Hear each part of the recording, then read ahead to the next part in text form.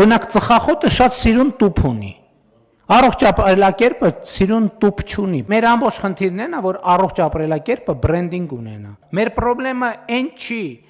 որ վազելու տեղ չկա։ Մեր խնդրեմն է, որ բրենդավորված չի։ Ծխող եւ ալկոհոլ օգտագործող մարդը ո՞նց է մտածում։ Ասում է ծխելը հաճույք է, ալկոհոլ օգտագործելը հաճույք է, եւ հետեւաբար ես ինչի պետք է ինքս ինձ այդ հաճույքից զրկեմ։ Իսկ իրականության մեջ հաճույք է չծխելը եւ ալկոհոլ չօգտագործելը։ Եվ երբ որ մարդը հասնում է այդ կետին, ինքը հակառակ ասում է չծխելը հաճույք է, ալկոհոլ չօգտագործելը հաճույք է, ինչի պետք է ես ինձ այդ հաճույքից զրկեմ։ Ընդհանրապես ցանկացած բանի համար հայեցակարգը, նարատիվը, տեքստը, որը դրած է այդ գործողության տակ, շատ կարևոր է։ Գործողությունը չի փոխվում այնքան ժամանակ, մինչև տակի տեքստը,